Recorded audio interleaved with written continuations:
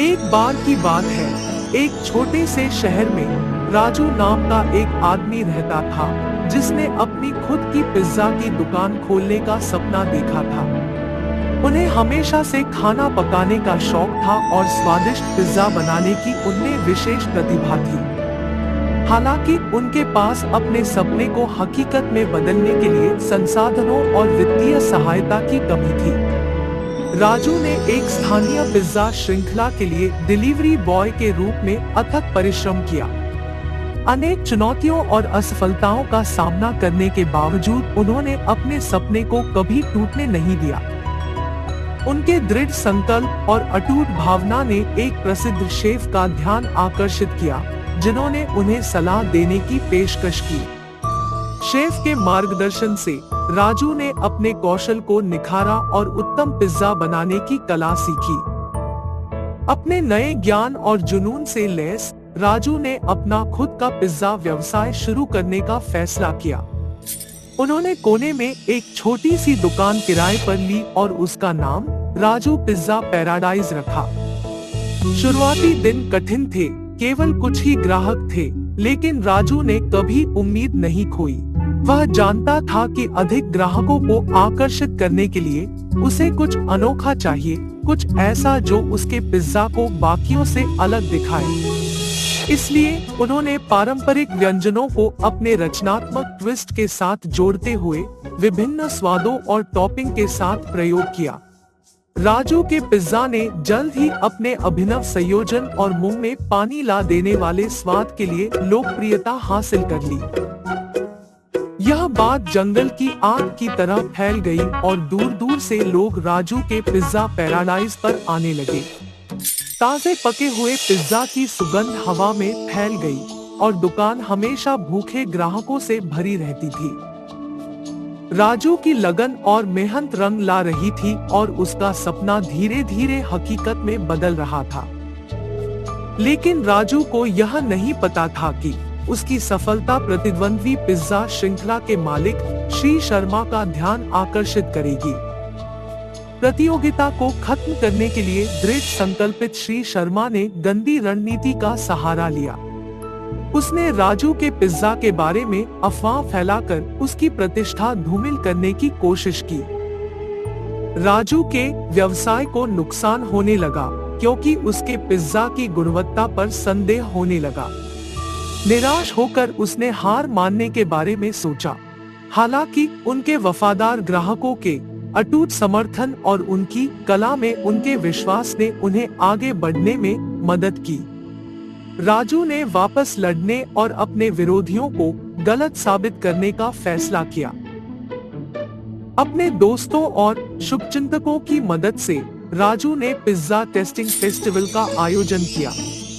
उन्होंने प्रसिद्ध खाद्य आलोचकों, मशहूर हस्तियों और प्रभावशाली लोगों को अपने पिज्जा का स्वाद लेने और अपनी ईमानदार राय साझा करने के लिए आमंत्रित किया। आखिरकार वह दिन आ ही गया और आलोचक राजू के पिज्जा की प्रशंसा करना बंद नहीं कर सके। उन्होंने अनूठे स्वादों, गुणवत्तापूर्ण सामग्रियों और हर टुकड़े में मौजूद जुनून की प्रशंसा की। राजू के पिज्जा ने सबसे कड़े आलोचकों का भी दिल जीत लिया और उनकी प्रतिष्ठा बहाल हो गई। पिज्जा टेस्टिंग फेस्टिवल राजू की यात्रा में एक महत्वपूर्ण मोड़ बन गया। सकारात्मक समीक्षाओं के कारण ग्राहकों की बाढ़ आ गई और राजू का पिज्जा पैराडाइज शहर में चर्चा का विषय बन गया। उनकी सफलता ने न केवल पिज्जा उद्योग में अपना स्थान सुरक्षित किया, बल्कि इच्छुक उद्यमियों को अपने सपनों को पूरा करने के लिए प्रेरित किया। कड़ी मेहनत, लचीलेपन और जादू की बौछार के माध्यम से राजू ने पिज्जा की दुनिया पर विजय प्राप्त कर ली थी। आज उनका पिज्जा साम्राज्य दृढ़ संकल्प की शक्ति और किसी के जुनून की खोज के प्रमाण के रूप में खड़ा है। एक छोटे शहर के सपने देखने वाले से लेकर एक सफल पिज्जा उद्यमी तक राजू की यात्रा की यह हृदयस्पर्शी कहानी याद दिलाती है कि सफलता उन्हीं को मिलती है जो दृढ़ रहते हैं, चुनौतियों से पार पाते हैं और अपने सपनों के प्रति सच्चे रहते हैं, चाहे विषम परिस्थितियां क्यों न हो। एक लंबे समय पहले एक गांव में नरेंद्र नामक एक आदमी उसके बहन रितिका के साथ एक छोटे घर में रह रहा था। बचपन में ही उनके माँ बाप का देहांत होने के कारण वो उसके बहन का ख्याल रखता था। नरेंद्र उसकी बहन के लिए पढ़ाई छोड़कर दिन रात मेहनत करता था और पैसे कमा के उसकी बहन को पढ़ाता था। कुछ साल बाद जब उसकी बहन का कॉलेज में पढ़ने का समय आया तो उसके गांव में कॉलेज ना होने के कारण उसे दूसरे शहर में पढ़ाता था। एक दिन उसकी बहन दोस्तों के साथ बाहर जाती है। वहां वो पहली बार फ्रेंच फ्राइज खाती है। वो बहुत ही स्वादिष्ट होने के कारण उन्हें बनाने का विधि भी देखती है। उस दिन शाम को घर आते ही वो कुछ आलू लेके उस विधि से फ्रेंच फ्राइज बनाने की कोशिश करती है। इतने में उसका भैया घर आता है। रितिका, थोड़ा पानी दो ना माँ। जी भैया। पानी के साथ साथ मैं इन फ्रेंच फ्राइज को भी देती हूँ, फिर उन्हें पूछूंगी कि उनको ये कैसे लगा।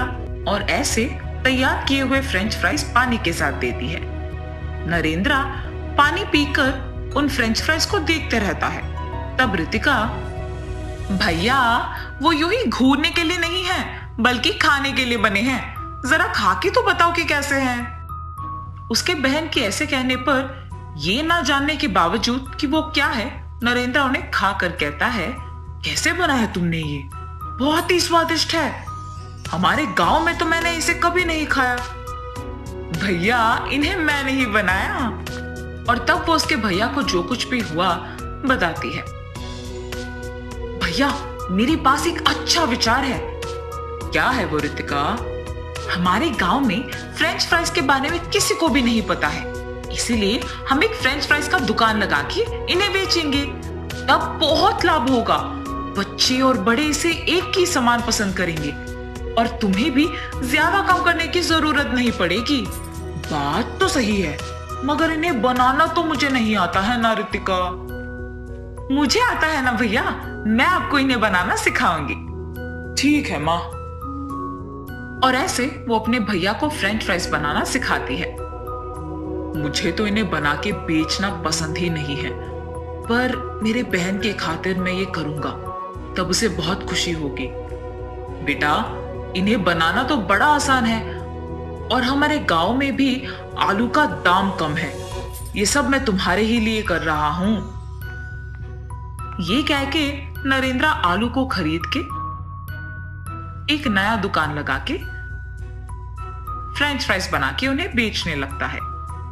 उसी तरफ जाते हुए सारे लोग फ्रेंच फ्राइज का एक नया दुकान दिखने पर वहीं जाकर खरीदने लगते हैं और उन्हें बहुत पसंद करते हैं। अंकल ये फ्रेंच फ्राइज तो बहुत ही स्वादिष्ट है। ये बच्चों के लिए ही नहीं बल्कि बड़ों के लिए भी मनपसंद बन गए हैं अब। अब तक तो हमारे गांव में इन्हें किसी ने नहीं बेचा। ये बहुत ही स्वादिष्ट है।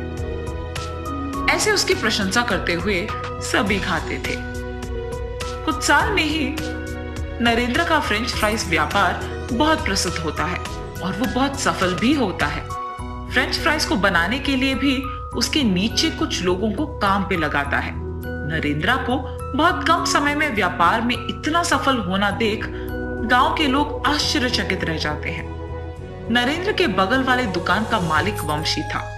उसे हमेशा उसके व्यापार से ज्यादा नरेंद्र के व्यापार का विकास होना देख जलन होता था। इसके सफलता को ऐसे देखने से कुछ नहीं होने वाला। उसके दुकान को ही गायब कर देना होगा। हाँ। ये फैसला करके उस रात को सबके सो जाने के बाद वंशी नरेंद्र के दुकान को गायब कर देता है। नरेंद्र जब सुबह उठ के उसके दुकान की ओर जाता है तो उसे वहां कुछ नहीं दिखाई देने पर वो हैरान हो जाता है। अड़ोस पड़ोस के लोगों को पूछने पर भी उन्हें कुछ नहीं पता होने पर वो कुछ नहीं कह पाते हैं और नरेंद्र निराश होके वापस उसके घर लौटता है।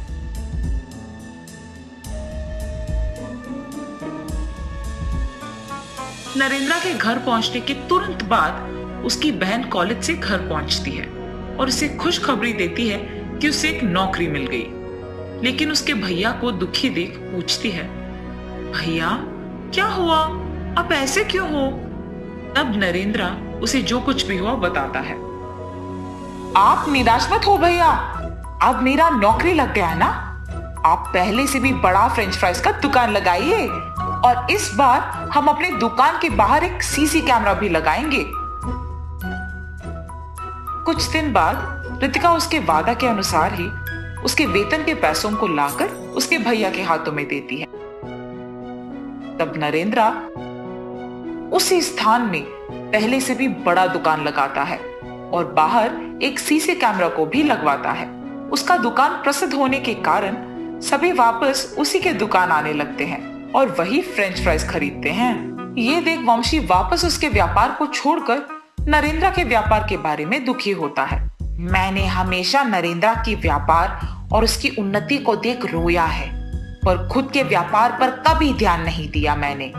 अगर दिया होता तो आज मेरे व्यापार के साथ साथ मेरा भी सेहत ठीक होता, मैं से बीमार नहीं पड़ जाता। ये सोचते हुए दुखी होता है। इस तरफ नरेंद्र उसके बहन का कहा मानते हुए उसका व्यापार अच्छे से चलाता है। रितिका भी उसके भैया की इस नाम को देख बहुत खुश होती है और वो उसका नौकरी करते हुए अपने भाई के दुकान का भी ख्याल रखती है। ऐसे ही वो दोनों भाई बहन मेहनत करते हुए खुशी से जीते हैं। एक समय की बात है, मोहन और पद्मावती नाम के दो भाई बहन रहते थे। मोहन बड़ी पढ़ाई कर कर बड़े शहर में अपने बीबी बच्चों के साथ रहता था, पर पद्मावती जिस शहर में पढ़ाई की उसी शहर के जान पहचान के एक लड़के रघु से शादी करके वहां पर बस गई। पद्मावती के पास सुंदरता के साथ साथ कई गुण थे। वो अपने पति के साथ सम्मान मेहनत करती। पद्मावती घर पे बहुत मेहनत से समोसे बनाती और उसका पति रघु उस समोसों को टोकरी में डाल के अपनी साइकिल पे रख के गांव में बेचा करता था। समोसे समोसे।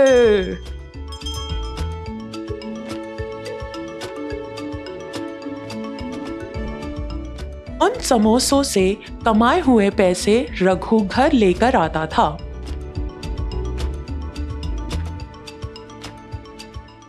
उस तरह 6 साल गुजर गए। उन 6 सालों में पद्मावती को 3 बच्चे हुए, 2 लड़की और 1 लड़का। अपने तीनों बच्चों की भविष्य को दृष्टि में रखते हुए पद्मावती और रघु बहुत मेहनत से काम किया करते थे। पद्मावती के समोसे उस गांव में बहुत मशहूर थे।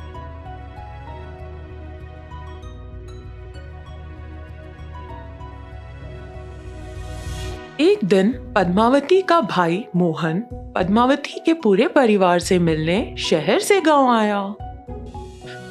बहन, और कितने दिन यहाँ रहोगी? शहर आकर यहाँ करने वाली समोसे का धंधा वहां कर लो ना। इसी दौरान रघु घर पर आया तो मोहन ने भी उसे यही बात दोहरा कर बोला, अगर बच्चों का भविष्य शहर में अच्छा रहेगा तो हम जरूर आएंगे जीजा जी। जिस जगह पर बहुत ज्यादा लोग नौकरी करने आते हैं वहां पर अपने समोसे का धंधा शुरू करो। मैं जहां नौकरी करने जाता हूं, हर सुबह मेरे साथ आके साइकिल पे समोसे बेचो। जैसे मोहन ने कहा उसी तरह रघु शहर चला गया। मोहन के घर के बाजू में ही एक छोटा सा घर किराए पे लेकर वो लोग वहां रहने लगे। बिल्कुल गांव के जैसे यहाँ भी पद्मावती समोसे बनाती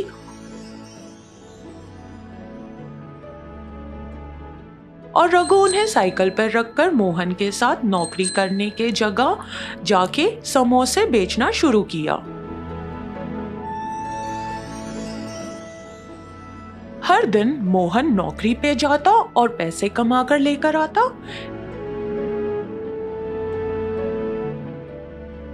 वैसे ही रघु भी समोसे बेचकर हर दिन पैसे कमाकर घर लेकर आता था।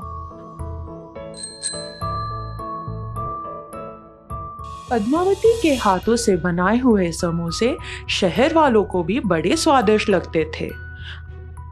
हर दिन रघु जितने समोसे लेकर जाता वो सारे समोसे बिक जाते।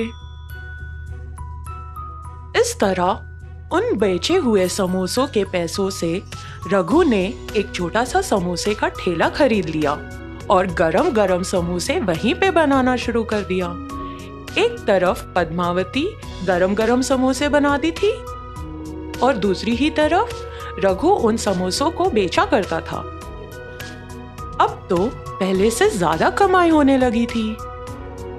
जिस तरह पद्मावती और रघु पूरी लगन से कमाई करते थे, उनकी मेहनत के वजह से जिस जगह पर वो छोटे से साइकिल से अपना धंधा शुरू किया, उसी जगह एक छोटी सी ठेला खरीदने के बाद एक बड़ा ठेला भी खरीदा और उसके बाद उन्होंने 2 लोगों को भी वहां पर काम पे रखा। इसी तरह उनके समोसे का धंधा बहुत अच्छा चला, लेकिन इतने सारे ग्राहक बढ़ गए कि समोसे खत्म होने की वजह से उनमें से काफी ग्राहक निराश होकर वहां से लौटने लगे। पद्मावती और रघु के दिन रात के मेहनत के वजह से अब वो जगह समोसा सेंटर के नाम से मशहूर होने लगी। कुछ दिनों के बाद उन्होंने 10 और काम करने वालों को रख लिया, साथ ही साथ 30 ग्राहकों के बैठने के लायक जगह भी बना ली दुकान में। जैसे समय बीतता गया वैसे पद्मावती के भी बच्चे बड़े होने लगे। मोहन भी रघु के जैसे बढ़ता गया और अच्छी आमदनी कमाने लगा। एक दिन नौकरी खत्म करके मोहन घर लौट जा रहा था। तभी उसने पद्मावती और रघु का समोसा सेंटर देखा और वहां गया। मेरी दी हुई सलाह के वजह से ही तुम लोग इतनी सफलता पाए हो। मैं तुम लोगों को एक और सलाह देता हूँ, सुनो। वो क्या सलाह है भैया? मैं 10 सालों से देख रहा हूँ रघु इतने सारे लोगों को समोसा सेंटर में संभालता है। उसे देखकर मैं आश्चर्यचकित हूँ। रघु मैनेजर के पोस्ट के लिए एकदम सही रहेगा। मेरे जैसा बड़ा जॉब, मेरे जैसा बड़ा नाम, अगर काम पसंद आए तो इनाम। यहाँ हर दिन रघु अपने हुनर और समय को बर्बाद कर रहा है। ये क्या भैया? हम सोच रहे थे आपके काम से हमारा काम बहुत ज्यादा बेहतर है। ऐसा क्यों? क्योंकि 10 साल पहले एक साइकिल स्टैंड के ऊपर एक छोटी सी टोकरी के अंदर हम समोसे बेचा करते थे। उसी दौरान आपकी भी नौकरी लगी थी, लेकिन उस दिनों हम रोज 800 रुपए कमाया करते थे और आपकी महीने की तनख्वाह 10,000 थी। इन 10 सालों में बहुत कुछ बदल गया है। अब हम एक बहुत बड़े समोसे की दुकान के मालिक हैं। इस पूरे एरिया में बहुत मशहूर है।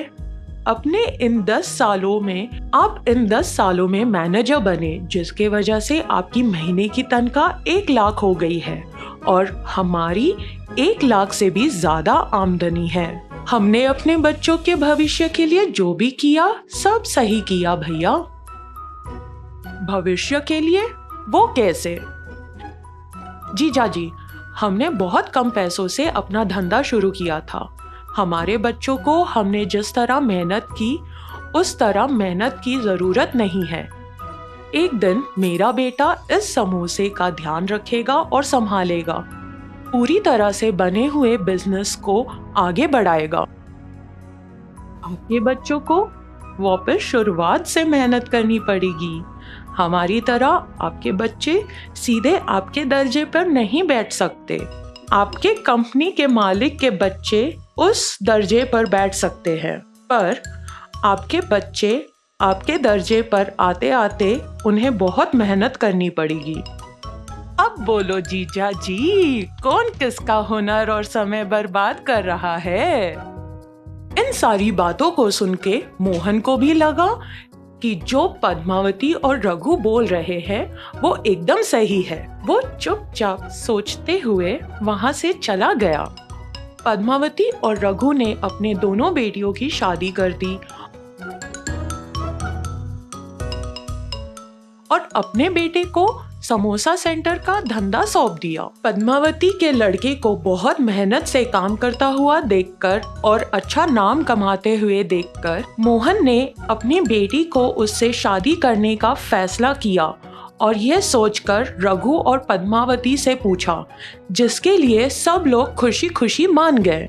अब सिर्फ तुम्हारे बच्चों का ही नहीं, मेरी भी बेटी की जिंदगी खुशी खुशी कटेगी।